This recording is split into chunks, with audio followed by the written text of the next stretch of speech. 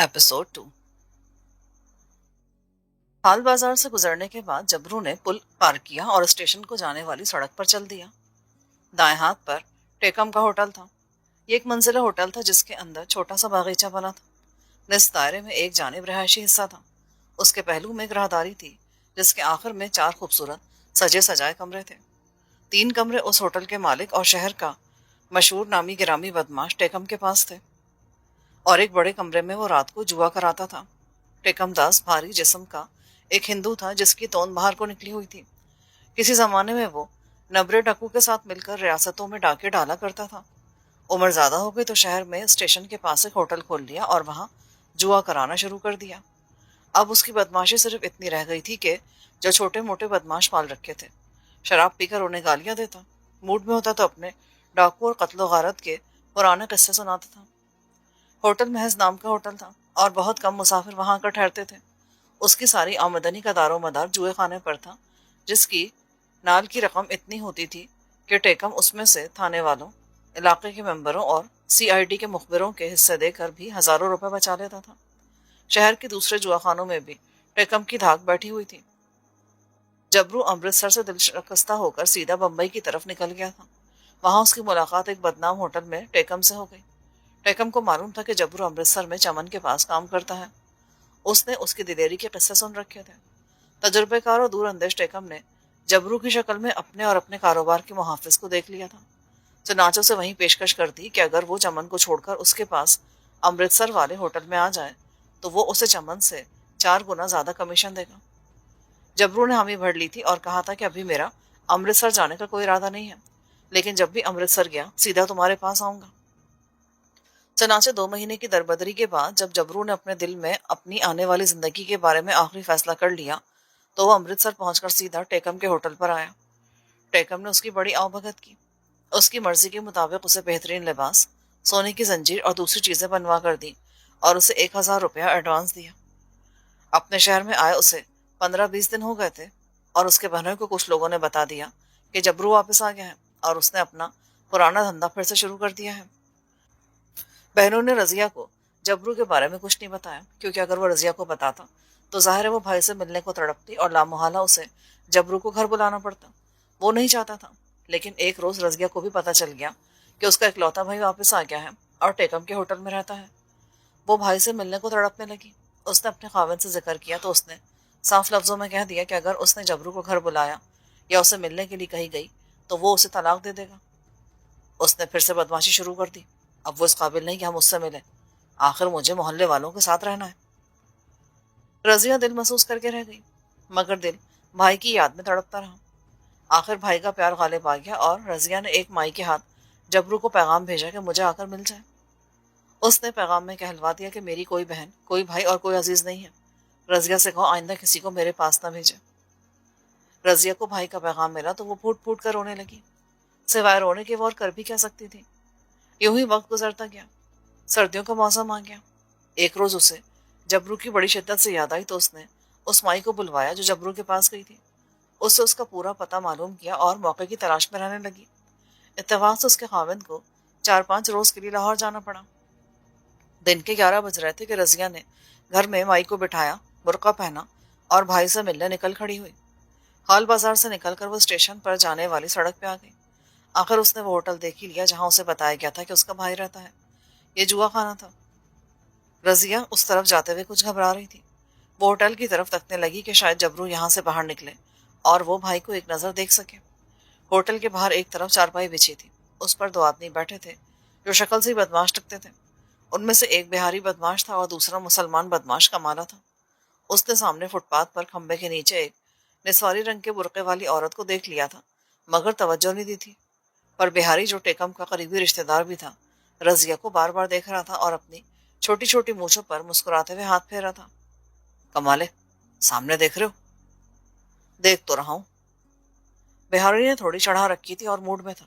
कहने लगा, तुम यहीं बैठो, मैं उसे लेकर अंदर जाता हूँ। बिहारी को किसी का डर खौफ नहीं था, लेकिन कमाले ने उसे बाजू से पकड़कर वहीं बिठा दिया। हर औरत को ऐसी वैसी ना समझ लिया करो, ये किसी की माँ बहन भी हो सकती है। बिहारी कमाले का मजाक उड़ाने लगा कि तुम्हें तो हर औरत शरीफ ही लगती है, तुम मर्द नहीं हो, जरा ठहरो, میں اندر سے تھوڑا سا شیرنی کا دودھ پی کر آتا ہوں، تم میرے معشوق کا خیال رکھنا۔ بہاری اٹھ کر اندر چلا گیا، جبکہ کمالہ خاموش بیٹھا سگریٹ پیتا رہا۔ رضیہ کو کھمبے کے نیچے کھڑے ہوئے 5-7 منٹ ہو گئے تھے، لیکن جبرو ابھی تک دکھائی نہیں دیا تھا۔ لوگوں نے رضیہ کو مشکوک نظروں سے دیکھنا شروع کر دیا۔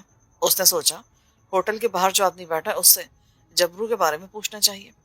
چنانچہ وہ سڑک پار کر کے ہوٹل کے باہر دھوپ میں چارپائی پر بیٹھے ہوئے کمالے کے پاس آئی۔ میرے ویر، مجھے جبار سے ملنا ہے۔ جبار کون بی بی؟ جبرو، وہ یہی ہوتا ہے نا؟ کمالہ سمجھ گیا کہ جبرو کی کوئی ملنے والی ہوگی۔ بی بی، جبرو بازار گیا ہوا ہے۔ رضیہ کو وہاں کھڑے رہنا عجیب سا لگا۔ اچھا میرے ویر، جبرو آئے تو اسے کہنا تیری بڑی بہن رضیہ تجھ سے ملنے آئی تھی، اسے گھر آ کر اپنی شکل دکھا جانا۔ کمالہ جلدی سے اٹھ کھڑا ہوا۔ بہن جی، آپ کو یہاں نہیں آنا چاہیے تھا، آپ گھر چلیں، میں خود جبرو کو بھیج دوں گا۔ اتنے میں بہاری ہوٹل کے دروازے سے باہر نکلا۔ اس نے برقع پوش عورت کو کمالے سے باتیں کرتے دیکھا تو للکار کر بولا، کمالے، یہ میرا مال ہے، اس پہ ہاتھ مت ڈال۔ وہ بکواس نہ کر بہاری، یہ جبرو کی بہن ہے۔ بہاری بہکتا ہوا آگے بڑھا، ابے جبرو کی بہن ہے تو کیا ہوا؟ اس نے اچانک لپک کر رضیہ کو بازو سے پکڑ کر اپنی طرف کھینچ لیا۔ میری جان، اندر کیوں نہیں آتی؟ کمالے کی آنکھوں میں خون اتر آیا۔ اس نے الٹے ہاتھ سے بہاری کے منہ پہ اتنی زور سے تھپڑ مارا کہ وہ چارپائی پر جا گرا۔ بے غیرت، دوست کی بہن پر ہاتھ ڈالتا ہے؟ بہاری کے ہونٹوں سے خون نکلنے لگا۔ وہ تیش میں اٹھا اور جیب سے لمبا چاقو نکال کر کمالے کے سامنے آ گیا۔ کمالے، ماں سے دودھ بخشوا لے۔ کمالے نے بہاری کی آنکھوں میں آنکھیں ڈال دی اور آہستہ سے رضیہ کی طرف دیکھے بغیر کہا، بہن، یہاں سے چلی جا۔ رضیہ فوراً وہاں سے نکل گئی۔ اس کا دل زور زور سے دھڑک رہا تھا۔ بہاری نے چھلانگ لگا کر چاقو کمالے کے پیٹ میں مارنا چاہا۔ کمالے نے چیتے جیسی پھرتی سے ایک قدم پیچھے ہٹا کر بہاری کا چاقو والا ہاتھ پکڑ لیا۔ ایک مسلمان عورت اور دوست کی بہن کی غیرت نے کمالے کے اندر شیر سے زیادہ طاقت بھر دی تھی۔ اس نے بہاری کو پٹخنی دے کر چارپائی پر گرایا اور دوسرے لمحے بہاری کا چاقو کمالے کے ہاتھ میں تھا۔ وہ بہاری کے پیٹ میں چاقو اتارنے ہی والا تھا کہ پیچھے سے ٹیکم داس نے آ کر کمالے کو اپنے بازوؤں میں جکڑ لیا۔ کیا کرتا کمالے؟ کیا ہو گیا تم دونوں کو؟ کمالے نے ایک جھٹکے سے اپنے آپ کو چھوڑایا اور چاقو زور سے زمین پر پھینک دیا۔ لالا، آج تیرا بہاری مجھ سے بچ گیا۔ کمالہ گرم شال جھاڑتا ہوا ہوٹل کے اندر چلا گیا۔ جب ٹیکم داس کو اصل بات کا پتہ چلا تو اس نے کمالے کے سامنے بہاری کو برا بھلا کہا اور اسے کوٹری میں بند کر دیا۔ تھوڑی دیر بعد جبرو بھی وہاں گیا۔ بیٹھک کے دوسرے بدماشوں نے جبرو کو یہ واقعہ سنایا تو وہ بے پھر گیا۔ کوٹری کا دروازہ توڑ کر اندر گیا اور نشے میں دھت بہاری کو مار مار کر ادموا کر دیا۔ وہ اسے جان سے مار دیتا اگر دوسرے بدماش آ کر جبرو کو نہ پکڑتے۔ ٹیکم داس بھی بھاگ کر وہاں پہنچا۔ اس نے جبرو سے معافی مانگی اور وعدہ کیا کہ آئندہ بہاری نے ایسی حرکت کی تو وہ اسے خود زندہ نہیں چھوڑے گا۔ جبرو نے ٹیکم داس کو گریبان سے پکڑ کر اپنی طرف کھینچا اور غضبناک لہجے میں بولا، لالا، تیرا بہاری اس وقت نشے میں ہے، ہوش میں آ جائے تو اسے بتا دینا جبرو اس کے خون کا پیاسا ہے، اس کے سامنے نہ آئے آئندہ۔ پھر اس نے چلا کر ایک بدماش سے پوچھا کہ کمالہ کہاں ہے۔ اسے بتایا گیا کہ وہ چھت پر بیٹھا ہے۔ جبرو نے چھت پر آ کر اسے بازو میں بھرا اور سینے سے لگا لیا۔ میں لالے کی بیٹھک چھوڑ کے جا رہا ہوں کمالے۔ جبرو نے اسے آگاہ کیا، میں بھی یہاں نہیں رہوں گا۔ کمالے نے جواب دیا، تو پھر آؤ میرے ساتھ۔ یہ کہہ کر جبرو سیڑھیوں کی طرف بڑھا۔ کمالہ اس کے پیچھے پیچھے تھا۔ ہوٹل سے نکل کر وہ سڑک پر آئے۔ جبرو نے تانگا لیا اور اسے لو گیٹ کی طرف چلنے کو کہا جہاں جبرو کی بہن کا گھر تھا۔ گلی کے باہر تانگا رکوا کر جبرو نیچے اترا۔ جبرو بھائی، زیادہ تیش میں نہ آنا، تمہاری بہن کا کوئی قصور نہیں ہے، تم یہیں تانگے میں بیٹھو، میں بھی آ رہا ہوں۔ رضیہ چولہے کے پاس ابھی تک سہمی بیٹھی تھی کہ دھڑاک سے دروازہ کھلا۔ سامنے جبرو تھا جو سخت غصے میں تھا۔ میں تم سب لوگوں کے لیے مر چکا ہوں، کس نے کہا تھا وہاں ہو؟ خبردار، اب کبھی گھر سے باہر قدم نکالا تو میں تمہارے لیے مر چکا ہوں، یہ اپنے خاوند و خالو کو بھی بتا دینا۔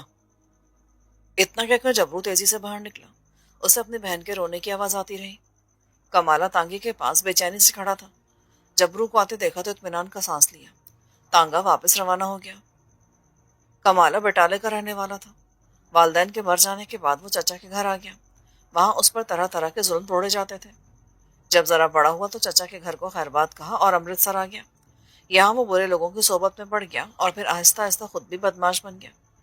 شریف پورے کی آبادی میں اس نے ایک چھوٹی سی بیٹھک کرائے پہ لے رکھی تھی जहाँ वो सिर्फ रात के वक्त जाता था, मुंह अंधेरे घर से निकल आता। कभी दिन में घर जाना पड़े तो नजरें नीचे किए मोहल्ले से गुजरता था। बदमाशों में वो कमाला शेर मशहूर था, लेकिन शरीफ मोहल्ले में वो बकरी बनकर गुजरता था।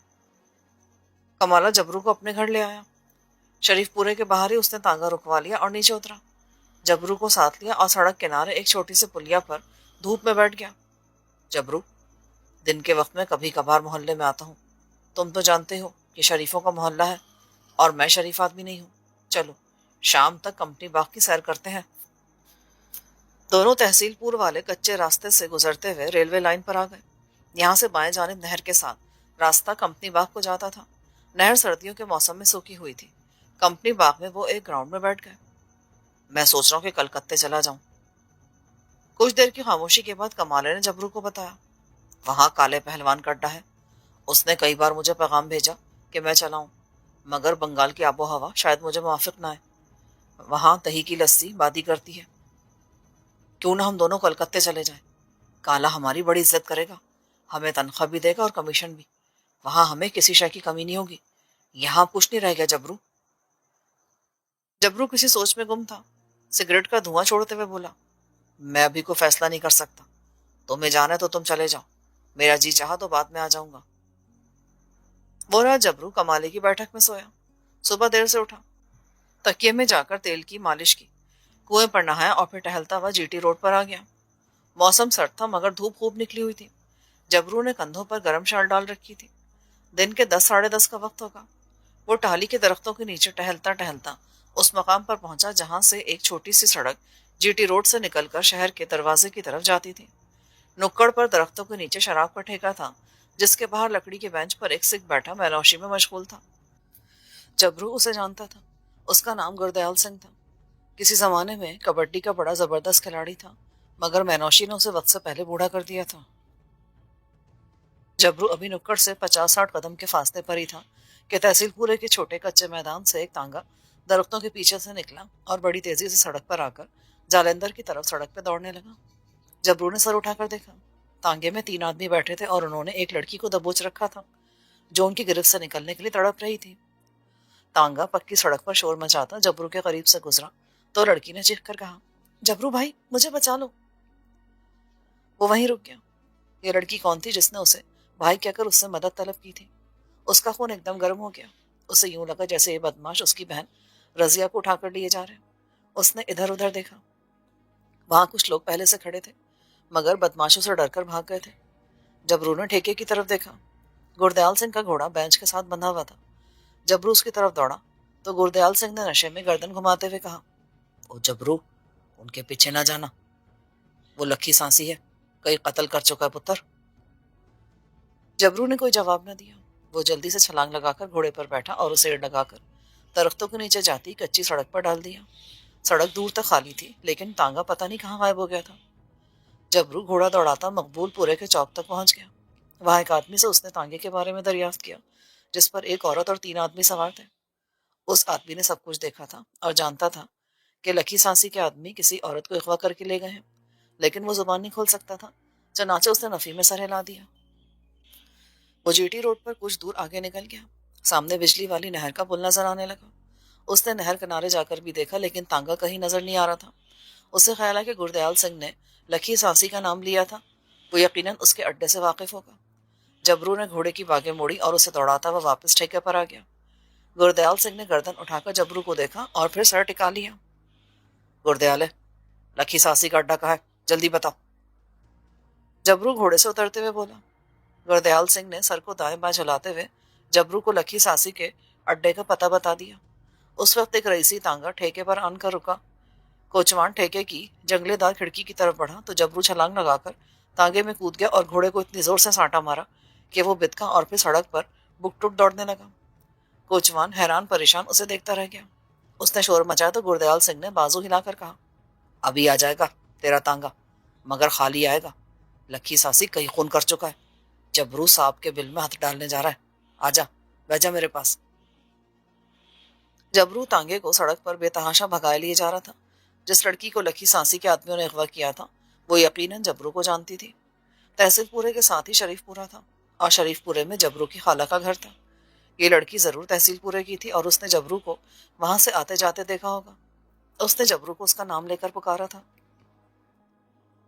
مقبول پورے کا چوک گزر گیا۔ جبرو نے آگے جا کر پانی کی باولی کے قریب تانگے کو کچی سڑک پر اتارا اور اسے درختوں میں کچا مکان نظر آیا۔ جبرو نے گھوڑے کی رفتار کم کر دی، پھر اسے تیزی سے ایک طرف موڑ دیا۔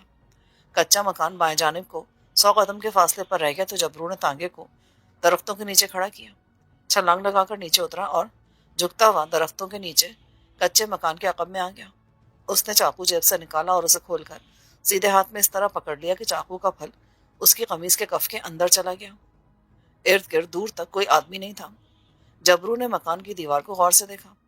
وہاں کوئی کھڑکی یا روشن دان نہیں تھا۔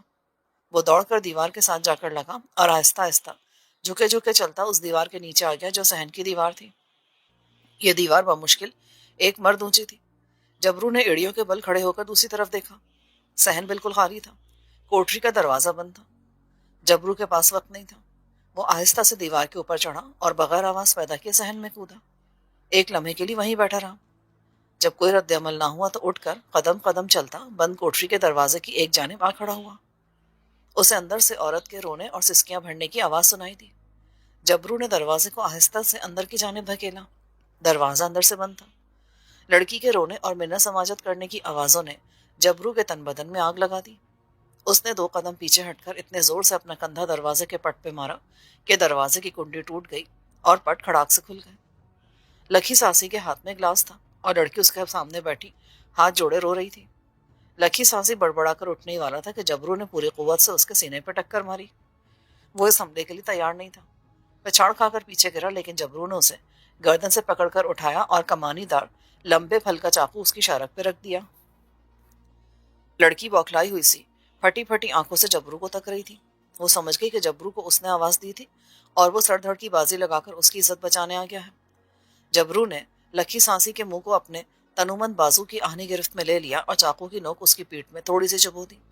پھر اسی حالت میں لکھی سانسی کو زمین پر بٹھا دیا اور چاقو کی نوک اس کے حلق پہ رکھتے ہوئے بولا، میں جانتا ہوں لکھی تیرے آدمی باہر بیٹھے ہیں، پر ان کے یہاں تک پہنچنے سے پہلے یہ چاقو تیرے حلق میں اتر گیا ہوگا اور تیری لاش خون میں تڑپ رہی ہوگی۔ میں جبرو ہوں اور تو میری مسلمان بہن کو اغوا کر کے لایا تھا۔ لکھی سانسی نشے میں تھا اور اس کے حلق سے سانس کی آواز کھڑکھڑاتی ہوئی نکل رہی تھی۔ جبرو نے لڑکی سے کہا، اپنا دوپٹہ اس کے منہ پر گیند بنا کے رکھ دے۔ لڑکی نے ڈرتے ڈرتے اپنے دوپٹے کا گولا بنایا اور لکھی سانسی کے منہ میں ٹھونس دیا۔ اس کے حلق سے غراہٹ کی آواز نکلی۔ جبرو نے چاقو کی نوک کو ذرا سا دبایا، وہ وہیں ساکت ہو گیا۔ پھر جبرو نے چاقو پھینک کر لکھی کی کنپٹی پر اتنے زور سے گھونسا مارا کہ اس کی آنکھوں کے آگے اندھیرا چھا گیا۔ جبرو نے اس کو فوراً اوندھا کیا اور اس کے منہ کے گرد دوپٹے کو کس کر باندھ دیا اور لڑکی سے بولا، جلدی سے باہر نکلو۔ لڑکی سہمی ہوئی تھی مگر کوٹری کا دروازہ کھلا تھا۔ جبرو نے مدہوش اور نیم بے ہوش لکھی کو وہیں چھوڑا اور لڑکی کو لے کر کوٹری سے باہر نکل آیا۔ اس نے اسے سہارا دے کر صحن کی عقبی دیوار پر چڑھایا جہاں سے وہ دوسری طرف کود گئی۔ جبرو بھی کودا اور اسے لے کر درختوں کی طرف دوڑا۔ چاقو اس کے ہاتھ میں تھا۔ اسے اپنے پیچھے کوٹری میں شور کی آواز سنائی دی۔ لکھی نے منہ سے کپڑا نکال لیا تھا اور اپنے آدمیوں کو آوازیں دے رہا تھا۔ جبرو لڑکی کو لے کر ان درختوں کی طرف دوڑا جہاں خالی تانگا کھڑا تھا۔ لکھی کے آدمی کچے مکان کے صحن والے دروازے سے کچھ فاصلے پر درختوں کے پیچھے چارپائی پر دھوپ میں بیٹھے تھے۔ لکھی سانسی کی آوازیں سنتے ہی اندر کی طرف بھاگے۔ اس دوران جبرو کا تانگا لڑکی کو ساتھ لے کر کچی سڑک پر تڑ پر دوڑتا جی ٹی روڈ کی طرف جا رہا تھا۔ لکی کے آدمی جب باہر نکلے تو جبرو کا تانگا جی ٹی روڈ پر آ چکا تھا۔ جبرو تانگے کو جی ٹی روڈ پر بے تحاشا دوڑاتے ہوئے شراب کے ٹھیکے پر پہنچا۔ اس نے تانگا وہاں چھوڑا اور لڑکی کو لے کر کمالے کے مکان پر آ گیا۔ وہ اٹھ چکا تھا اور پمپ کے پاس بیٹھا مسواک کر رہا تھا۔ اس نے جبرو کو ایک لڑکی کے ساتھ اندر داخل ہوتے دیکھا تو اٹھ کھڑا ہوا۔ یہ ہماری مسلمان بہن ہے، لکی ساسی کے آدمی سے اٹھا کر لے گئے تھے۔ کمالے نے آگے بڑھ کر کوٹری کا دروازہ کھول دیا۔ اندر آ جاؤ بہن۔ لڑکی نے اصرار کیا کہ وہ اپنے باپ کے پاس جائے گی۔ جبرو بولا، میں تیرے باپ کو یہاں لے کر آتا ہوں، تیرا گھر کدھر ہے مجھے بتا۔ لڑکی وہیں زمین پر بیٹھ گئی۔ وہ بے حد پریشان تھی اور ابھی تک اپنے حواسوں میں نہیں آئی تھی۔ جبرو اور کمالے نے اسے حوصلہ دیا تو وہ ہاتھ جوڑ کر بولی، وہ مجھے پھر تو نہیں لے جائیں گے؟ کمالے نے اپنی چادر اتار کر لڑکی کے ننگے سر پہ ڈال دی۔ تو اپنے بڑے بھائی کمالے کے گھر پر ہے، گھبرا مت، تیری ہوا کی طرف بھی کوئی آنکھ اٹھا کے نہیں دیکھ سکتا۔ تیرا گھر کدھر ہے؟ لڑکی نے جو گھر بتایا وہ تحصیل پورے کے شروع میں ہی ایک کچا کوٹھا تھا۔ وہ خدا بخش کمہار کی لڑکی تھی۔ کمالے نے اسے پہلے کبھی نہیں دیکھا تھا۔ وہ ویسے بھی مکان پر کم آتا تھا اور جب آتا تو اس کی نظریں نیچے ہوتی تھیں۔ جبرو نے کمالے سے کہا، میں یہاں رہتا ہوں، تو اس کے باپ کو جا کر لے کے آ۔ خدا کے لیے مجھے میرے گھر جانے دو۔ جبرو نے غصے سے لڑکی کی طرف دیکھا۔ اب چپ رہ، زیادہ نہ بول، تیرے باپ کو لاتا ہوں، اس کے ساتھ چلی جانا گھر۔ کمالا جبرو کو ایک طرف لے گیا اور آہستہ سے کہنے لگا، میرا خیال ہے لڑکی کے باپ کو یہاں بلانے کی ضرورت نہیں، میں ایسے اس کے گھر چھوڑ آتا ہوں، جو تو مناسب سمجھو۔ جبرو نے کہا۔ کمالا لڑکی سے بولا، بہن چادر اچھی طرح لپیٹ لے اور میرے ساتھ چل، میں تجھے تیرے گھر چھوڑاتا ہوں، اور گھبرانا مت، وہ لوگ اب کبھی تیرے گھر کا رخ نہیں کریں گے۔ کمالا لڑکی کو لے کر مکان سے باہر نکل گیا۔ لڑکی نے چادر سے اپنا منہ سر ڈھانپ رکھا تھا۔ باپ نے بیٹی کو دیکھا تو اسے سینے سے لگا کر رونے لگا۔ کمالے نے کہا، چاچا خدا نے تیری عزت بچا لی، اب اسے لے کر کچھ دنوں کے لیے شہر سے باہر چلا جا۔ خدا بخش کمہار نے روتے ہوئے کہا، میرا کوئی نہیں ہے جس کے پاس میں جاؤں بیٹا، خدا تجھے اس کا اجر دے گا، تو نے میری عزت بچا لی، مگر وہ گنڈے پھر آ گئے تو مجھے کون بچائے گا بیٹا؟ چاچا میں نے تیری بیٹی کو اپنی بہن کہا ہے، میں کمالا ہوں تیری بیٹی کا بھائی، اب اس کی ہوا کی طرف بھی کوئی نہیں دیکھ سکے گا۔ یہ کہہ کر کمالا خدا بخش کے مکان سے نکل کر اپنے مکان کی طرف چل دیا۔ کچھ لوگ ایک طرف کھڑے چمگوئیاں کر رہے تھے، لیکن کمالا خاموشی سے نظریں نیچے کیے ان کے قریب سے گزر گیا۔ لکھی سانسی تک جبرو کی شہرت پہنچ چکی تھی۔ وہ جانتا تھا کہ جبرو ایک ہاتھ چھوٹ اور دلیر نوجوان ہے۔ یہی وجہ تھی کہ چاقو کی نوک اپنی شہرک پر رکھے دیکھ کر وہ خاموش رہا تھا۔ اس کے آدمیوں نے پوچھا کہ کون تھا جو ان کے اغوا کیے مال کو شیر کی کچھار میں سے نکال کر لے گیا۔ لکھی سانسی نے انہیں جبرو کا نام نہیں بتایا۔ انہیں گالیاں دینے لگا کہ وہ کہاں سوئے مرے تھے، مگر دل میں اس نے فیصلہ کر لیا کہ وہ جبرو سے اس بے عزتی کا بدلہ ضرور لے گا اور اسی لڑکی کو ایک بار پھر اغوا کر کے لائے گا اور اسے بے آبرو کر کے اس کی لاش جبرو کی بیٹھک پر پھینکوا دے گا۔ لکی اگرچہ دبلا پتلا آدمی تھا، مگر کئی آدمیوں کو قتل کر چکا تھا اور ہر بار ثبوت اور عینی گواہ نہ ہونے کی وجہ سے بری ہو جاتا تھا۔ علاقے کے لوگ اس سے ڈرتے تھے۔ لکی بھی اپنے کوٹھے پر جوا کراتا تھا۔ جبرو کے نام سے اس کے سینے پر سانپ لوٹنے لگتا تھا۔ اپنی بے عزتی کی وجہ سے اس نے کسی کو بھی جبرو کا نام نہیں بتایا تھا، مگر وہ دوسرے درجے کا بدماش تھا۔ ان معنوں میں کہ اس کا کوئی اصول نہیں تھا اور وہ گھٹیا سے گھٹیا کام پر بھی اتر آتا تھا۔ ایک غریب کمہار کی بیٹی کو اغوا کر کے اس نے ایک ایسی حرکت کی تھی جس کو اس زمانے کے پیشہ ور اور اصول پسند بدماش ذلیل حرکت خیال کرتے تھے۔ یہی وجہ تھی کہ لکی کو کوئی بدماش بھی پسند نہیں کرتا تھا اور چمن اور ٹیکم داس تک اسے اپنی بیٹھک پر نہیں آنے دیتے تھے۔ لکی اندر ہی اندر انتقام کی آگ میں سلگ رہا تھا۔ یہ ایک مکار اور کمینے لومڑی کے انتقام کی آگ تھی۔ چنانچہ ایک روز کمالا اور جبرو صبح دیر سے سو کر اٹھے تو محلے میں شور مچا ہوا تھا۔ معلوم ہو کہ رات لکی مسلمان کمہار کی لڑکی کو دوبارہ اٹھا کر لے گیا تھا اور صبح لڑکی کی لاش نہر میں تیرتی ہوئی ملی تھی۔ جبرو نے کمالے کی طرف دیکھا، وہ خاموش تھا۔ لڑکی نے خودکشی کی تھی یا لکی نے اسے ہلاک کر ڈالا تھا، کسی کو کچھ معلوم نہیں تھا۔ اس زمانے میں ایک غریب آدمی کی بیٹی کی لاش کو اہمیت کون دیتا تھا؟ نہ اس کا پوسٹ مارٹم ہوا اور نہ ہی تھانے میں کسی نے رپٹ درج کی۔ لڑکی کو روتے ہوئے باپ نے قبرستان میں جا کر دفن کر دیا۔ کمالا جنازے کے ساتھ گیا، جبرو گھر پر ہی رہا۔ کافی دیر ہو گئی، کمالا واپس نہ آئے تو جبرو کو تشویش ہوئی۔ کمالے کے دل میں جو لاوا ابل رہا تھا جبرو اس سے بخوبی واقف تھا، مگر اس نے کمالے سے اس بارے میں کوئی بات نہیں کی تھی۔ شام ہو گئی، بازار اور مکانوں میں دیے روشن ہو گئے۔ جبرو ابھی کمالے کے مکان پر ہی تھا کہ اچانک دروازہ کھلا اور کمالا اندر آیا۔ اس نے اپنا منہ کمبل میں چھپا رکھا تھا۔ اندر آتے اس نے دروازے کو کنڈی لگائی اور جبرو سے بولا، ذرا میرے ہاتھ دھلا دو۔ کمالا ہینڈ پمپ کے آگے جا کر بیٹھ گیا۔ اس نے کمبل اتار کر چارپائی پر پھینک دیا۔ جبرو نے اس سے کچھ نہ پوچھا کہ وہ اتنی دیر تک کہاں تھا۔ کمالے کے ہاتھ میں کمانی دار چاقو تھا جو بند تھا۔ ابھی رات کا اندھیرا پوری طرح نہیں چھایا تھا۔ جبرو پمپ چلانے لگا۔ کمالا چاقو دھونے لگا جس پر خون جما ہوا تھا۔ یہ کس کا خون تھا؟ جبرو کو معلوم تھا۔ کمالے کیا تم نے؟ ہاں، میں نے اس خنزیر کو قتل کر دیا۔ کمالے کی آنکھیں ابھی تک لال تھیں۔ میں نے اس لڑکی کے سر پر اپنی چادر ڈال کر اسے بہن بنا لیا تھا جبرو۔ جبرو خاموش رہا۔ کمالے نے خون آلود کپڑے بدلے اور اس سے مخاطب ہوا، وہاں مجھے خون کرتے کسی نے نہیں دیکھا۔ میں نے لکھی سانسی کو درخت کے نیچے دبوچ لیا تھا۔ مجھے سارا دن درختوں میں چھپ کر اس کا انتظار کرنا پڑا۔ وہ نہر کی طرف جا رہا تھا کہ میں نے پیچھے سے دبوچ کر اسے زمین پر گرایا اور چاقو کے اس کے اوپر صرف 3 وار کیے تھے۔ اب تمہارا کیا ارادہ ہے؟ موقع پر کوئی نہیں تھا، پھر بھی میں کچھ دنوں کے لیے باہر چلے جانا چاہتا ہوں۔ کیا خیال ہے تمہارا؟ تم نے ٹھیک سوچا ہے، پر جاؤ گے کہاں؟ فرنٹیئر میل کے آنے میں ابھی 1 گھنٹہ ہے۔ میرا خیال ہے کہ میں دلی چلا جاؤں، وہاں سے ہاوڑا ایکسپریس پکڑ کر کلکتے کالے کے پاس چلا جاؤں گا۔ تم پیچھے حالات پہ نگاہ رکھنا، کوئی ایسی ویسی بات نہ ہوئی تو خود کلکتے آ کر مجھے بتا دینا، میں تمہارے ساتھ ہی واپس آ جاؤں گا۔ جبرو نے کمالے کا چاقو لے کر صندوق کے نیچے چھپا دیا اور اس کے کپڑوں کی گٹری بھی ایک طرف رکھ دی۔ کمالے نے بستر پر رکھا ہوا نیا کمبل اٹھا کر کندھوں پر ڈالا۔ تم ابھی اسی گھر میں رہنا اور اسے بند نہ کرنا، کسی کو پتا نہ چلے کہ میں اس شہر میں نہیں ہوں۔ اس نے اپنی کلائی پر بندھی گھڑی لالٹین کے پاس لے جا کر دیکھی اور بولا، گاڑی کے آنے میں ابھی کافی وقت ہے، 1.25 گھنٹہ رہتا ہے۔ میں کچھ وقت کمپنی باغ میں گزاروں گا، پھر اسٹیشن چل دوں گا۔ تم اپنا خیال رکھنا، اور ہاں، میرے خون آلود کپڑے اور چاقو قبرستان میں جا کر دفن کر دینا۔ کمالہ باہر نکل گیا۔ اسی رات جبرو نے کمالے کے خون آلود کپڑے اور آلہ قتل یعنی کمانی دار چاقو قبرستان میں لے جا کر ایک پرانی قبر میں دفن کر دیا۔ پولیس نے لکھی کے قتل کی تفتیش شروع کر دی۔ اس کے اڈے کے آدمیوں نے بیان دیا کہ لکھی کی جبرو سے دشمنی تھی۔ دوسری جانب پولیس نے مغویہ لڑکی کے باپ خدا بخش کمار کو بھی شامل تفتیش کر لیا۔ بوڑھے باپ نے پولیس کے تشدد کے خوف سے پولیس کو بتا دیا کہ اس سے پہلے جب اس کی لڑکی کو لکھی سازی نے اغوا کیا تھا تو جبرو اسے اس کے اڈے سے چھڑا کر لے کر آیا تھا۔ پولیس نے جبرو کو گرفتار کر کے اس کے خلاف قتل کا کیس تیار کر کے عدالت میں پیش کر دیا۔ جبرو کی ضمانت کروانے والا کوئی نہ تھا۔ بیچاری بہن کلیجہ محسوس کر کے رہ گئی۔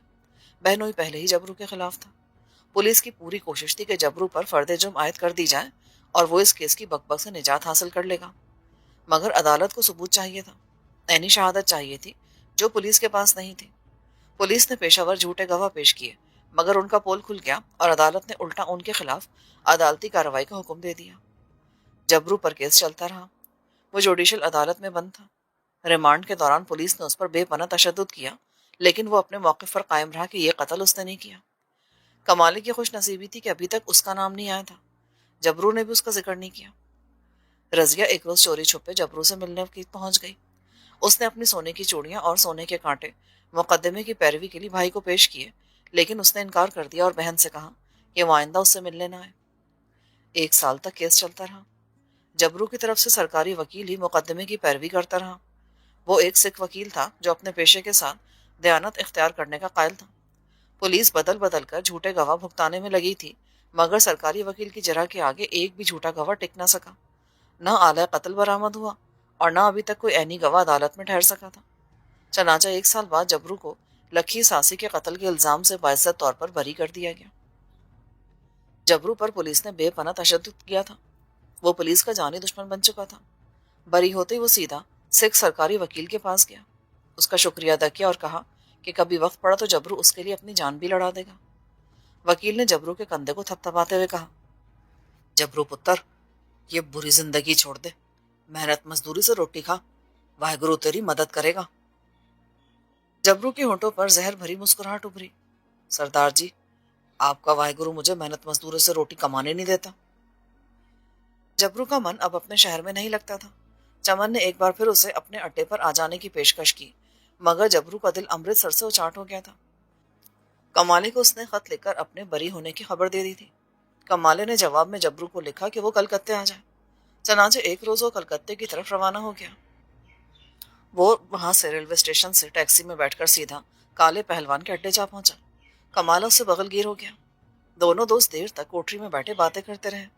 پھر اس نے جبرو کو اڈے کے مالک کالے پہلوان سے ملوایا۔ کالا پہلوان جالندھر کا مسلمان بدماش تھا۔ عمر کافی تھی مگر جسم ابھی تک پہلوانوں جیسا تھا۔ اس نے جبرو سے کہا کہ وہ اس کے اڈے پر کام کر سکتا ہے۔ جبرو نے یہ پیشکش قبول کر لی۔ وہ اب کلکتے میں ہی اپنے دوست کمالے کے ساتھ رہنا چاہتا تھا۔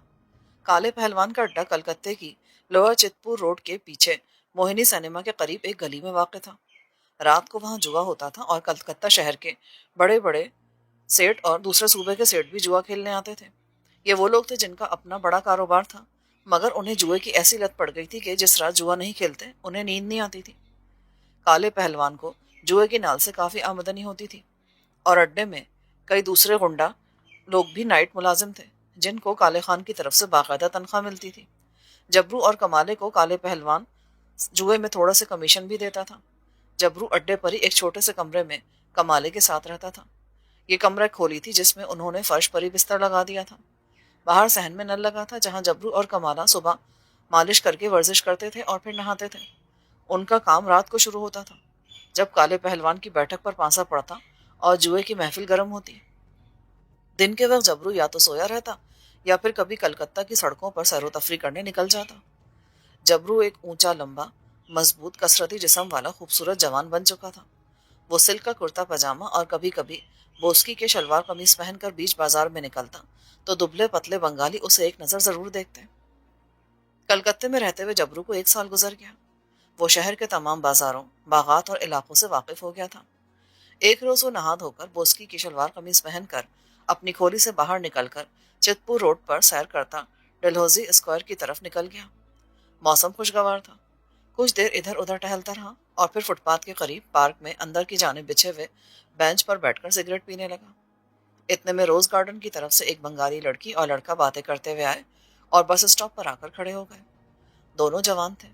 लड़के ने कुर्ता पजामा पहन रखा था। दोनों कॉलेज के तालिब इल्म लगते थे। जबरू ने एक नजर उन्हें देखा और फिर पार्क में खेलते बच्चों को देखने लगा। कलकत्ते में किसी लड़के का लड़की के साथ घुल मिल कर बस स्टॉप पर बातें करना कोई अनोखी बात नहीं थी। वैसे भी जबरू ने कभी किसी पराई औरत की तरफ घूर कर नहीं देखा था। ये बात उसके किरदार के मुनाफी थी। अचानक एक छोटी टैक्सी सड़क की दूसरी जानिब बस स्टॉप के बिल्कुल सामने फुटपाथ के पास आकर रुक गई। जबरू ने लाशौरी तौर पर टैक्सी को देखा। उसमें से 4 लड़के बाहर निकलकर बस स्टॉप की तरफ आ गए। स्टॉप पर मौजूद जोड़ा उन लोगों को अपनी तरफ आते देखकर चुप हो गया। टैक्सी से उतरकर आने वाले एक लड़के ने बिला जवाज बंगाली लड़की के साथी लड़के के मुंह पर जोर से थप्पड़ मारा और लड़के के हाथ से किताबें नीचे गिर पड़ी। वो किताबें उठाते हुए बंगला में माफी मांगने लगा। जबरू बंगला जुबान अपना सिर्फ समझ लेता था, बल्कि थोड़ी बहुत बोल भी लेता था। लड़की सहम कर एक तरफ हो गई। उसका साथी लड़का किताबें उठाते ही फुटपाथ पर एक तरफ को भाग गया। लड़के गुंडा टाइप लग रहे थे। वो लड़की के साथी को भागते देखकर कह कह लगाने लगे। उनमें एक लड़का लंबा तड़ंगा था और उसने धारीदार टी शर्ट और सफेद पतलून पहन रखी थी। गले में सुर्ख रुमाल बंधा था। उसने लड़की को बाजू से पकड़ा और टैक्सी की तरफ खींचने लगा। लड़की ने बिल्कुल शोर न मचाया। वो दोहरी हो गई और अपने आप को उसकी गिरफ्त से छुड़ाने की कोशिश करने लगी। दूसरे लड़के ने भी उसे पकड़ लिया। दोनों से घसीटते हुए सड़क की दूसरी जानिब टैक्सी के पास ले गए। लड़की हाथ जोड़ रही थी। अब जबरू से रहा न गया। वो बेंच से उठकर पार्क का जंगला फलांगता हुआ सड़क पर आया। उसने लड़कों को बंगला में ललकार कर कहा कि वो लड़की को छोड़ दें। लंबे तड़ंगे गुंडे टाइप लड़के ने, जो उन सबका सरगना था, घूमकर जबरू की तरफ देखा और पतलून की जेब से चाकू निकाल लिया। जबरू अपना कमानीदार चाकू हर वक्त अपने पास रखता था। बंगाली लड़के ने जबरू की बोस्की की कमीज देखकर चिल्लाकर कहा, चल साले पंजाबी, भाग जा यहाँ से। ये गाली जबरू की बर्दाश्त से बाहर थी। उसने फौरन शलवार में अड़सा हुआ कमानीदार चाकू निकालकर उसे खोल लिया। बाकी लड़के डरकर टैक्सी में घुस गए और अपने साथी को आवाजें देने लगे। जबरू के हाथ में तकरीबन 1 फुट लंबा कमानीदार चाकू देखकर बंगाली गुंडे के औसान किसी हद तक खता हो चुके थे। उसने लड़की की तरफ देखकर बंगला में कहा, तू मुझसे नहीं बचेगी साली। जबरू ने आगे बढ़कर उल्टा हाथ इतनी जोर से बंगाली गुंडे के जबड़े पे मारा कि वो चकराकर टैक्सी के बोनट पे जा गिरा। चाकू अभी तक उसके हाथ में था। गुंडा 2 कदम पीछे हटा और टैक्सी की अगली सीट पर बैठ गया। इसके साथ ही टैक्सी तेजी से आगे चल दी। लड़की का सांवला रंग उड़ा हुआ था। वो खौफ से कांप रही थी। जबरू ने चाकू बंद करके शलवार के नेफे में अड़सा और लड़की को टूटी फूटी बंगला जुबान में कहा, चलो मैं तुम्हें तुम्हारे घर छोड़ाता हूँ, ये गुंडे तुम्हें तंग करेंगे। वो अभी तक अपने होशो हवास में नहीं थी। जबरू ने उसे हौसला दिया और कहा कि घबराओ नहीं, मैं तुम्हारे साथ हूँ। तुम्हारा घर कहाँ है? लड़की ने खुश होठों पर जुबान फेरी और जबरू को अपने घर का पता बता दिया। जबरू से अपनी हिफाजत में लेकर डलहौजी स्क्वायर की तरफ चलने लगा। चौक के करीब ही उसे खाली टैक्सी मिल गई। उसने लड़की को टैक्सी में बिठाया और टैक्सी लड़की के मोहल्ले की तरफ रवाना हो गई। बालीगंज के इलाके में दाखिल होते ही लड़की ने बंगला में टैक्सी को रोकने को कहा। टैक्सी रुक गई। लड़की दरवाजा खोलकर बाहर निकली और तेज तेज कदमों से अपने घर की तरफ चल दी। उसने जबरू का शुक्रिया भी अदा ना किया, पीछे मुड़कर उसकी तरफ भी न देखा। जबरू धीरे से मुस्कुराया और टैक्सी वाले से बोला, चलो मोहिनी सिनेमा। वो अपने दिल में एक किस्म का रूहानी सुरूर महसूस कर रहा था। اس نے ایک شریف لڑکی کو گنڈوں کے ہاتھوں بے عزت ہونے سے بچا لیا تھا۔ جبرو اپنی کھولی پر پہنچا تو اس کا یار کمالا نلکے پر نہانے کے بعد صافے سے اپنا کسرتی بدن پوچھ رہا تھا۔ دونوں دوست کھانا کھانے امجدیہ ہوٹل گئے تو جبرو نے کمالے کو بنگالی لڑکی والا واقعہ سناتے ہوئے کہا، یار یہاں کی شریف لڑکیاں تو بالکل بے زبان ہوتی ہیں، اس نے تو میرا شکریہ بھی ادا نہیں کیا۔ کمالا اپنے سونے کی انگوٹھی کو دھوتی کے پلو سے رگڑتے ہوئے بولا، یہاں کی عورتیں جادو کر دیتی ہیں، ذرا ہوشیار رہنا۔ ارے کمالے، اس لڑکی کے تو منہ میں زبان ہی نہیں تھی، وہ بھلا کیا جادو کرے گی؟ کہیں گونگی تو نہیں تھی؟ کمالے نے پوچھا۔ ارے نہیں یار، اس نے مجھے کہا تھا کہ میں بالی گنج میں رہتی ہوں، لیکن بالی گنج پہنچتے وہ ٹیکسی سے اتر کر اپنے گھر کی طرف بھاگ گئی۔ یار کالج کی شریف لڑکی ہوگی، لڑکے بڑے خراب ہوتے ہیں آج کل کے، اچھا کہتے تو نے اسے اس گھر پہنچا دیا۔ پھر وہ ذرا دیر رک کر بولا، جبرو آج بیٹھک پر جوئے کا ناغہ ہے، کیوں نہ ذرا سونا گاچی جا کر گانا سنا جائے۔ جبرو کو ناچ گانے سے کبھی دلچسپی نہیں رہی تھی، لیکن چونکہ رات خالی تھی تو اس نے سوچا چلو ذرا تفریح رہے گی۔ ویسے بھی کلکتے کے سونا گاچی بازار میں ہفتے میں ایک آدھ پھیرا ڈالنا ان کی ڈیوٹی میں شامل تھا، تاکہ دوسرے اڈوں کے بدماشوں کو اپنی نگاہ میں رکھا جائے اور ان کی سرگرمیوں کے بارے میں تازہ معلومات سے باخبر رہا جائے۔ رات کو کھانا کھانے کے بعد کمالا اور جبرو سونا گاچی کی طرف روانہ ہو گئے۔ چاقو دونوں کے پاس تھے۔ بازار میں بڑی رونق تھی، کوٹھوں سے تبلے، سارنگیوں اور گھنگروؤں کی آوازیں آ رہی تھیں۔ کچھ دیر تک وہ بازار میں ادھر ادھر پھرتے رہے۔ وہاں انہیں دوسرے اڈوں کے بدماش بھی ملے۔ یہ سب بدماش جبرو اور کمالے سے دبتے تھے، کیونکہ ان کی دلیری کی شہرت شہر کے تمام اڈوں پر پہنچ چکی تھی۔ سونا گاچی کی گلی میں کمالے کا ایک جاننے والا مل گیا۔ دادا آج گانا سنیں گے۔ کمالے نے اسے بتایا تو وہ دبلا پتلا بنگالی بڑا خوش ہوا اور ان دونوں کو لے کر ایک بالا خانے پر آ گیا۔ بنگال میں آج بھی بالا خانوں کے رنگ ڈھنگ وہ نہیں جو لکھنؤ وغیرہ کا ترہ امتیاز ہے۔ بنگال کی عورت پر چاہے وہ رقاصہ ہی کیوں نہ ہو، ایک خاص قسم کی افسردگی، اداسی اور سنجیدگی غالب رہتی ہے۔ جس بالا خانے پر بنگالی دادا جبرو اور کمالے کو لے کر گیا، وہاں ایک بوڑھی عورت نے خاموش اور روایتی انداز میں ان کا خیر مقدم کیا۔ تبلے سارنگی والے خاموش بیٹھے بیڑیاں پی رہے تھے۔ گاہکوں کو آتے دیکھ کر وہ ایک دم چوکس ہو کر بیٹھ گئے۔ بوڑھی عورت نے اندر کسی عورت کو آواز دے کر کہا کہ باہر آ کر گانا سناؤ۔ جبرو اور کمالہ بیزاری سے گاؤ تکیوں کا سہارا لے کر بیٹھ گئے۔ جبرو نے کمالے سے کہا کہ وہ ایک گانا سن کر وہاں سے چلے جائیں گے۔ کمالے نے روپے کے نوٹوں کی گڈی نکال کر اپنے سامنے رکھ لی۔ اب ان کی نظریں اس کوٹری کی طرف لگی تھیں جہاں سے گانے والی کو باہر نکلنا تھا۔ پہلے ایک گنڈا ٹائپ موٹی گردن والا بنگالی باہر نکلا، جس نے جبرو اور کمالے کو نمسکار کیا اور سازندوں کے پہلو میں ایک طرف کو ہو کر بیٹھ گیا۔ سازندے ساز ملا رہے تھے۔ بوڑھی نائکا تھالی میں پان سجانے لگی تھی۔ اس کمرے سے ایک اور پکی عمر کا بھینسے نما آدمی باہر نکلا۔ وہ بھی ایک طرف ہو کر فرش پر بیٹھ گیا۔ جبرو نے کہا، لگتا ہے ادھر سے آج کوئی عورت نہیں نکلے گی۔ ابھی یہ جملہ اس کے منہ میں ہی تھا کہ کمرے کے پردے کے پیچھے سے ایک بنی سوری ریشمی ساڑی والی نوجوان لڑکی نمودار ہوئی۔ وہ گہنوں سے لدی ہوئی تھی۔ اس نے محفل میں آتے ہی 3 بار جھک کر سلام کیا اور چاندنی پر بڑے سلیقے سے بیٹھ گئی۔ جبرو کو ایک جھٹکا سا لگا اور وہ گاؤ تکیے سے الگ ہو کر سیدھا ہو گیا۔ اسے اپنی آنکھوں پر یقین نہیں آ رہا تھا، لیکن اس کی آنکھیں دھوکہ نہیں کھا سکتی تھیں۔ یہ وہی بنگالی لڑکی تھی جسے اس نے صبح گنڈوں سے بچایا تھا۔ جبرو ہکا بکا سے اسے دیکھتا رہ گیا۔ اسے یقین نہیں آ رہا تھا کہ جس لڑکی کی عزت اس نے شریف سمجھ کر بچائی تھی وہ رقاصہ نکلے گی۔ لڑکی جبرو کے محسوسات سے بے خبر بڑے انداز سے چلتی ہوئی کمرے کے وسط میں پہنچی اور جھک کر تماشائیوں کو سلام کرنے کے بعد گانے بیٹھ گئی۔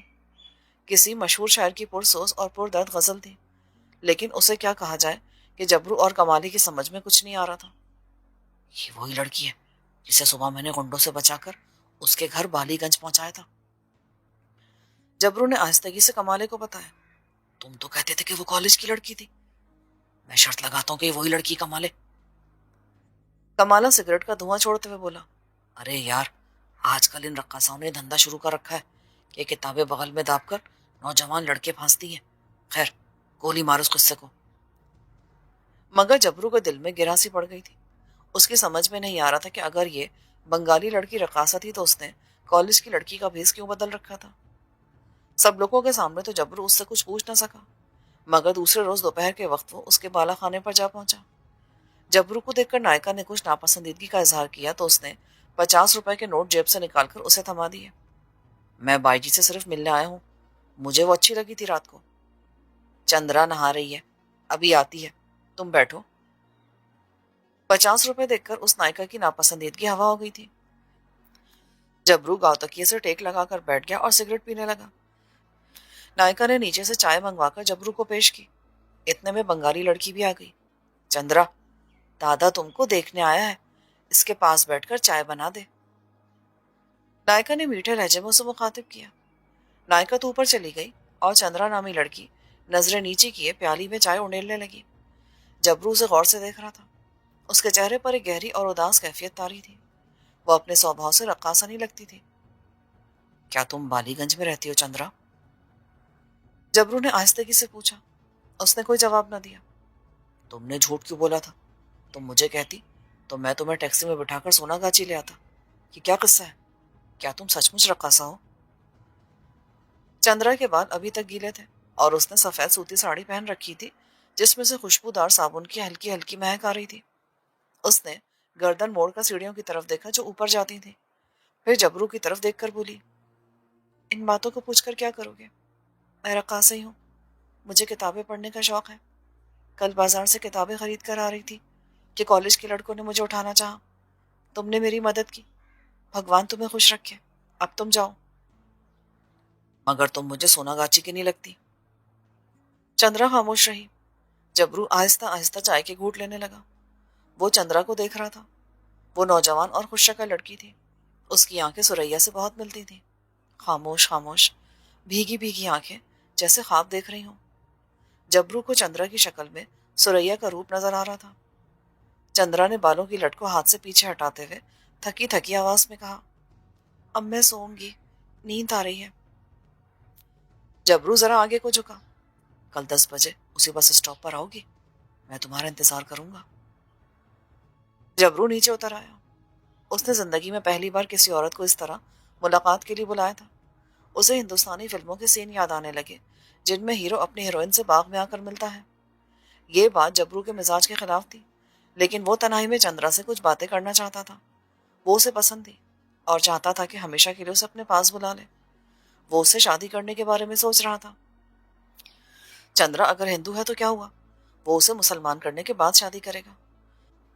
وہ چندرا کو اٹھا کر ابھی بھی لے جا سکتا تھا، مگر وہ چپ چاپ سی کم زبان لڑکی کے ساتھ ایسا سلوک نہیں کرنا چاہتا تھا۔ اس نے اڈے پر جاتے کمالے کو سب کچھ بتا دیا کہ وہ کل چندرا کو پارک میں ملنے کا کہہ آیا ہے۔ کمالا بڑا حیران ہوا کہ تم کس لائن پہ چل پڑے ہو؟ جبرو پیارے، یہ ہماری لائن نہیں ہے، وہ بازار کی ایک رقاصہ ہے، بالا خانے پر جا کر اس کا گانا سنو اور اسے بھول جاؤ۔ یار کمالے، مجھے چندرا اچھی لگتی ہے، تو پھر میں اسے اٹھا کر لے آتا ہوں۔ یہ کام تو میں بھی کر سکتا ہوں، پر میں ایسا کرنا نہیں چاہتا۔ میں چندرا کی مرضی سے اس کے ساتھ شادی کرنا چاہتا ہوں۔ کمالے نے غصے سے سگریٹ زمین پر مسل دی۔ وہ دماغ خراب ہوگا تیرا جبرو، طوائف سے شادی کرو گے؟ اڈے کے لوگ کیا کہیں گے؟ کس کی ضرورت ہے کہ کوئی کچھ کہے؟ جبرو نے غصالی آواز میں کہا۔ کمالا جبرو کو سنبھالنے لگا۔ او جبرو، ان عورتوں کا کوئی اعتبار نہیں ہوتا۔ پہلی بات تو یہ کہ چندرا ہندو ہے، تم ایک ہندو عورت سے کیسے شادی کرو گے؟ میں چندرا کو مسلمان کروں گا۔ اچھا پیارے، جو جی میں ہے وہ کرو، میں تیرا یار ہوں، بہرحال میں تیرے ساتھ ہوں۔ ہم تو یار کی یاری کو دیکھتے ہیں، یار کے عیبوں کو نہیں۔ اگلے روز جبرو نے نہا دھو کر نئے کپڑے پہنے، بالوں میں تیل لگا کر کنگھی کی، گلے میں ریشمی مفلر لٹکایا، جیب میں چاقو رکھا اور ٹیکسی میں سوار ہو کر ڈلہوزی اسکوائر والے پارک میں اس بینچ پر آ کر بیٹھ گیا جہاں اس نے پہلی بار چندرا کو دیکھا تھا۔ وہ وقت سے آدھا گھنٹہ پہلے آ گیا تھا۔ تنگ آ کر وہ ٹہلنے لگا۔ تھوڑی دیر بعد اس نے گھڑی دیکھی، 10:15 ہو رہے تھے۔ چندرا کا دور دور تک نام و نشان نہیں تھا۔ وہ پارک میں ٹہلتے ہوئے سگریٹ پر سگریٹ پھونک رہا تھا۔ ایک خیال اس کے دل میں آیا کہ وہ احمق ہے۔ اسے کسی رقاصہ سے یہ توقع نہیں رکھنی چاہیے کہ وہ اس سے شریف لڑکیوں کی طرح چھپ چھپ کر باغ میں ملنے آئے گی۔ لیکن چندرا کی آنکھیں، جن میں جبرو کی پہلی ناکام محبت کی اداسی اور دلکشی تھی۔ وہ بینچ پر بیٹھ گیا اور پارک کے فٹ پاتھ کے ساتھ دور تک جاتی ویران سڑک کو تکنے لگا۔ وہ سڑک کے آخری درختوں کی طرف دیکھ رہا تھا کہ ایک دم سے چونکا۔ اسے اپنی آنکھوں پر یقین نہیں آ رہا تھا۔ دور فٹ پاتھ پر اسے چندرا آتی دکھائی دی۔ اس کے ہاتھ میں کتابیں تھیں۔ وہ سادہ ساڑی میں ملبوس چھوٹے چھوٹے قدم اٹھاتی بس اسٹاپ کی طرف آ رہی تھی۔ جبرو اٹھ کر چندرا کی طرف بڑھا۔ اس نے بھی جبرو کو دیکھ لیا تھا۔ وہ پارک میں آ گئی۔ جبرو کے جذبات میں عجیب سی کیفیت تھی۔ چندرا نے جبرو کو نمسکار کیا اور گھاس پر ایک طرف کتابیں رکھ کر بیٹھ گئی۔ جبرو بھی اس کے قریب بیٹھ گیا۔ چندرا بار بار پیچھے سڑک کی طرف دیکھ رہی تھی۔ جبرو نے پوچھا کہ کیا کوئی اس کا پیچھا کر رہا ہے، تو چندرا نے اپنے بالوں کو ماتھے پر سے ہٹاتے ہوئے کہا، بھائی جی میرے پیچھے آدمی لگا دیتی ہے، میں اسے پسند نہیں کرتی اور ادھر ادھر گھوم پھر کر اس سے پیچھا چھڑا لیتی ہوں۔ یہ تم کتابیں لے کر اسکول جاتی ہو کیا؟ بھائی جی چاہتی ہے کہ میں کالج میں پڑھنے والے کسی امیر آدمی کے لڑکے کو پھنسا لوں۔ مجھے یہ بات اچھی نہیں لگتی، لیکن اس بہانے مجھے سیر و تفریح کا موقع مل جاتا ہے۔ اس روز بھی میں ایسے ہی پھر رہی تھی کہ گنڈوں نے حملہ کر دیا۔ اگر تم نہ آتے نا تو وہ لوگ مجھے اٹھا کر لے گئے ہوتے۔ ان میں سے کالی بھی تھا، وہ تالی گنج کا بدماش ہے، ہماری باڑی پر گانا سننے آیا کرتا تھا۔ وہ مجھ سے بیاہ کرنا چاہتا ہے۔ تو تم نے اس سے بیاہ کیوں نہیں کر لیا؟ شادی کر کے گھر بسانا تو اچھی بات ہے، اس برے جیون سے تو چھٹکارا مل جاتا۔ میں کالی سے نہیں، جے دیو سے بیاہ کرنا چاہتی ہوں۔ ہم دونوں ایک دوسرے کو بہت چاہتے ہیں۔ وہ کالج میں پڑھتا ہے، اس روز میرے ساتھ تھا، کالی کو دیکھ کر بھاگ گیا۔ کیا کرتا بیچارہ، کالی بڑا خونی آدمی ہے۔ جبرو کو ایک دھچکا سا لگا، سگریٹ اس کے ہونٹوں کے قریب آ کر رک گیا تھا۔ میں بائی نہیں ہوں، بائی جی کے آدمیوں نے میرے ایک رشتہ دار سے مجھے خریدا ہے۔ میرے ماتا پتا چندر پور میں سرگباش ہو گئے تھے، ہمارے پاس کھانے کو کچھ نہیں ہوتا تھا۔ میں اپنے رشتہ دار کے پاس کلکتے آ گئی، اس نے کچھ روز مجھے پالا اور پھر ایک روز بائی جی کے ہاتھ بیچ دیا۔ تب سے میں بائی جی کے پاس ہوں۔ اس نے جبرو کا ہاتھ تھام لیا اور آنکھوں میں آنسو بھر کر بولی، تم نے مجھے گنڈوں سے بچایا تھا، اب مجھے بائی جی کے گنڈوں سے بھی بچا لو۔ میں اور جے دیو ایک دوسرے سے پریم کرتے ہیں، ہم وواہ کرنا چاہتے ہیں، کیا تم میری سہایتا نہیں کرو گے؟ جبرو کے جذبات میں کچھ دیر پہلے جو ہیجان برپا تھا وہ اب کسی حد تک معمول پر آ گیا تھا۔ اس نے سگریٹ کا کش لگا کر اسے دور پھینکا اور چندرا کی طرف دیکھتے ہوئے آہستہ سے اپنا ہاتھ پیچھے کھینچ لیا۔ تم اپنے پریمی کے پاس کیوں نہیں چلی جاتی؟ جے دیو آج بھی کالج نہیں آیا، وہ گنڈوں سے بہت ڈرتا ہے لیکن مجھ سے بہت پریم کرتا ہے۔ کیا اسے علم ہے کہ تم بائی جی کے بالا خانے پر رہتی ہو اور کالج میں نہیں پڑھتی؟ نہیں، میں نے اسے یہ بات نہیں بتائی۔ جب اسے اصل بات معلوم ہوگی تو کیا تم سمجھتی ہو کہ وہ تمہارے ساتھ رہے گا؟ ہرگز نہیں، وہ ایک بزدل لڑکا ہے، اور پھر اس کے ماتا پتا ایک رقاصہ کے ساتھ اپنے بیٹے کا وواہ کیسے کر سکتے ہیں؟ چندرا گھٹنوں پر سرک کر آہستہ آہستہ رونے لگی۔ تو پھر میں کیا کروں، کہاں جاؤں؟ میں گناہ کا جیون نہیں گزارنا چاہتی۔ میرا ایک پتی ہو، بچے ہوں، میں محنت مزدوری کر لوں گی، جیدیو کو راضی کر لوں گی۔ پہلے تم جیدیو سے مل کر اس سے بات کرو، اگر وہ راضی ہوتا ہے تو مجھے میری کھولی پر پیغام بھجوا دینا، پھر تم جو کہو گی ویسا ہی ہوگا۔ اب تم جاؤ۔ جبرو اٹھ کھڑا ہوا۔ وہ پارک سے نکل کر ڈلہوزی اسکوائر کی طرف چل پڑا۔ اس نے پیچھے مڑ کر بھی نہ دیکھا۔ چندرا جبرو کو جاتے دیکھتی رہی، پھر ساڑی کے پلو سے آنسو پوچھتی ہوئی اٹھی اور بس اسٹاپ پر آ کر کھڑی ہو گئی۔ جبرو بوجھل دل کے ساتھ پیدل لوور چتپور روڈ کی طرف جا رہا تھا۔ وہ اداس تھا۔ ایک مدت بعد اسے اپنی پہلی محبت سریا کی آنکھیں اپنے بہت قریب آتی محسوس ہوئی تھی، مگر اب وہ ایک بار پھر اس سے دور ہو گئی تھی۔ اپنے موہنی سنیما والے اڈے تک پہنچتے پہنچتے جبرو نے اپنے دل سے تمام مایوس خیالات کو جھٹک دیا اور گنگناتا ہوا کالے پہلوان کے احاطے میں داخل ہو گیا۔ ایک ہفتہ گزر گیا۔ جبرو اس عرصے میں سونا گاچی کے علاقے کی طرف نہیں گیا، اس خیال سے نہیں کہ وہ چندرا سے دور رہنا چاہتا تھا، بلکہ اسے ویسے ہی بازاروں میں زیادہ گھومنا پسند نہیں تھا۔ ایک روز وہ اپنے علاقے کے امجدیہ ہوٹل میں اکیلا بیٹھا دوپہر کا کھانا کھا رہا تھا کہ اسے ایک دور کا امرتسری رشتہ دار آتا دکھائی دیا۔ جبرو نے منہ دوسری طرف پھیر لیا، مگر وہ جبرو کے سامنے والی کرسی پر آ کر بیٹھ گیا۔ جبرو کو مجبوراً اس سے سلام دعا کرنی پڑی۔ اس رشتہ دار نے ادھر ادھر کی باتوں کے بعد اسے بتایا کہ اس کی خالہ کی بیٹی کی شادی ہو گئی ہے اور وہ اپنے خاوند کے ساتھ زکریا اسٹریٹ کے ایک مکان میں رہتی ہے۔ اس کا خاوند یہاں شالوں کی دھلائی اور رفوگری کرتا ہے۔ اس شخص نے انکشاف کیا۔ جبرو کو روٹی کا نوالا زہر لگا۔ اس نے اس سے کوئی بات نہ کی، اٹھا اور دیوار کے ساتھ جا کر لگے نلکے پہ ہاتھ دھوئے اور ہوٹل سے باہر نکل گیا۔ سریا کی شادی ہو گئی تھی اور وہ اسی علاقے میں رہ رہی تھی اپنے خاوند کے ساتھ۔ جبرو کو اپنا حلق کڑوا لگا۔ اس نے فیصلہ کیا کہ اب وہ کھانا کھانے زکریا اسٹریٹ والے ہوٹل میں کبھی نہیں آئے گا۔ 2 दिन वो उदास उदास रहा। कमाला ने कई बार उसकी उदासी की वजह पूछी, मगर जबरू ये कहकर खामोश हो जाता कि अपना पंजाब याद आ रहा है। कमाले ने भी कोई खास तवज्जो ना दी। एक रोज दोपहर को कमाला खोली में दाखिल हुआ तो जबरू चारपाई पर लेटा सिगरेट पी रहा था। कमाले ने कमीज उठाकर धोती में लटकाया हुआ थैला निकालकर दूसरी चारपाई पर फेंका और हंसकर बोला, यार जबरू, तेरी छमिया बाई भाग गई। मेरी छमिया बाई कौन थी? जबरू ने सिगरेट का गिल झाड़ते हुए कहा, अरे वही तुम्हारी कॉलेज वाली चंद्रा। मैं माल लेने सोनागाची गया था। वहां बंधु पनवाड़ी ने बताया कि गली वाली चंद्रा फरार हो गई है और बाई जी का गुंडा कालिया उसकी तलाश में है। जबरू को खुशी हुई। जरूर वो अपने आशिक जयदेव के साथ भागी होगी। जयदेव ने उसे स्वीकार कर लिया होगा। ये अच्छी बात है। सोनागाची चंद्रा जैसी लड़कियों की जगह नहीं है। उसकी जिंदगी तबाह होने से बच गई। ऐसी तमाम लड़कियों को सोनागाची से फरार हो जाना चाहिए जो पैदाइशी रकासाई नहीं है। कमाला बालों में कंघी कर रहा था। वो बोला, जो औरत बाला खाने पर एक बार रक्स कर लेना उसकी निजात नामुमकिन हो जाती है जबरू भाई। भाई जी के गुंडों से पाताल से भी ढूंढ निकालेंगे। निकालना है साले, हमें क्या? जबरू ने सिगरेट का धुआं छोड़ते हुए कहा। जबरू ने चंद्रा को अपने दिल से निकाल दिया था। सोनागाची में कमाले का हफ्ते में दिन के वक्त एक फेरा लगता था। वहां वो चरस और दूसरी मंशियात लेने जाता था। काले पहलवान की तरफ से ये उसकी ड्यूटी थी। पहलवान ये ड्यूटी जबरू को सौंपना चाहता था, मगर जबरू ने उसे साफ साफ बता दिया था कि वो नशे के खिलाफ है और ऐसी चीजों को हाथ भी नहीं लगाना चाहता। चनाचे ये काम कमाले को सौंप दिया गया। सोनागाची में पनवाड़ी मंशियात स्मगल करने वालों का एजेंट था। ये मंशियात पंजाब से त्रिपुरा और वहां से कलकत्ते के मुख्तलिफ अड्डों को पहुंचा दी जाती थी। सोनागाची से ये मंशियात थोक के हिसाब से काली पहलवान के अड्डे पर आती थी, जहां पोशीदा तौर पर महंगे दामों जरूरतमंद नशेबाजों में फरोख्त होती थी।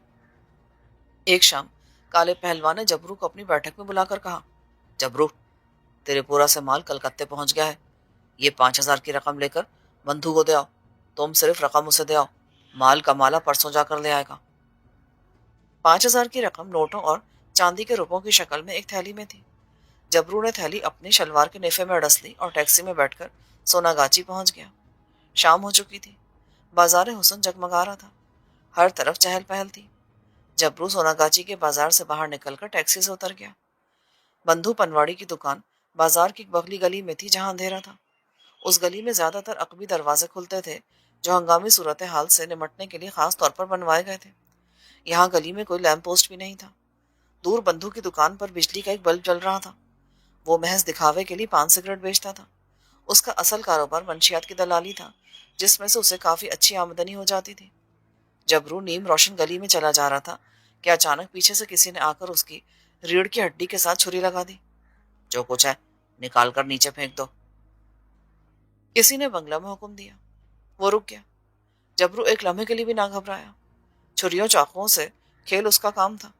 जबरू ने पीछे देखे बगैर पंजाबी में कहा, क्यों मौत को बुलाता है साले? इसके साथ ही वो झटके से आगे हुआ और जल्दी से पलटकर उसने छुरी बरदार का कलाई पर इतनी जोर से हाथ मारा कि छुरी फर्श पे गिर पड़ी। जबरू ने उसे गर्दन से पकड़कर दबोच लिया। ये बंगाली बदमाश चकरा था। उसने जबरू को देखा तो गिड़गिड़ा कर बोला, जबरू भाई, मुझे माफ कर दो, मुझे मालूम नहीं था कि ये तुम हो। जबरू ने चक्रे की गर्दन छोड़ दी और वो दुम दबाकर अंधेरे में गुम हो गया। जबरू ने बंधु की दुकान पर जाकर काले पहलवान की रकम उसके हवाले की। दादा, माल परसों मिलेगा, कह देना पहलवान को। जबरू ने चंद्रा के बारे में बंधु से पूछा तो उसने कहा, अरे भाई जी का तो चिराकुल हो गया लौंडिया के भाग जाने से। महंगे दामों खरीदी थी चंद्रा बाई जी ने। जबरू ने पूछा, क्या वो किसी यार के साथ भागी है? उस पर बंधु पनवाड़ी ने नारियल की गड़गड़ी का कश लगाकर खांसते हुए कहा, किसी यार के साथ ही भागी होगी। देखो क्या बनता है। भाई जी के आदमी तो उसकी खोज में लगे। सुना है लौंडिया अंसोल की तरफ निकल गई है। इतने में गली के नुक्कड़ पर जबरू को एक सिख गुरमीत नजर आया। वो बड़े मूड में था और लहक लहक कर चला आ रहा था। जबरू को देखते उसने अपने दोनों बाजू फैला दिए और खालिस मांझे की पंजाबी में बोला, भाया आजा, लग जा मेरे सीने नाल। गुरमीत टैक्सी चलाता था और रोजाना रात को सोनागाची गाना सुनने आता था। जबरू से उसकी मुलाकात काफी अरसा पहले यहीं हुई थी और गुरमीत जबरू की दिलेरी की वजह से उससे प्यार करने लगा था। सीधा साधा पक्की उम्र का सिख था। सारा दिन कलकत्ते की सड़कों पर टैक्सी चलाता और रात को बाजार हुसन में आकर भड़के मारता था। जबरू ने उसे पान खिलाया। गुरमीत पगड़ी बांधते हुए बोला, ओ भाया चल, तुझे 56 छुरी का गीत सुनाऊं। वाहेगुरु दिसो, ऐसा रक्स करती है कि लैला देसाई को भूल जाओगे। चलो अब चल पड़ो, और खबरदार इनकार ना करना। गुरमीत सिंह जबरू को अपने साथ एक बाला खाने पर ले गया।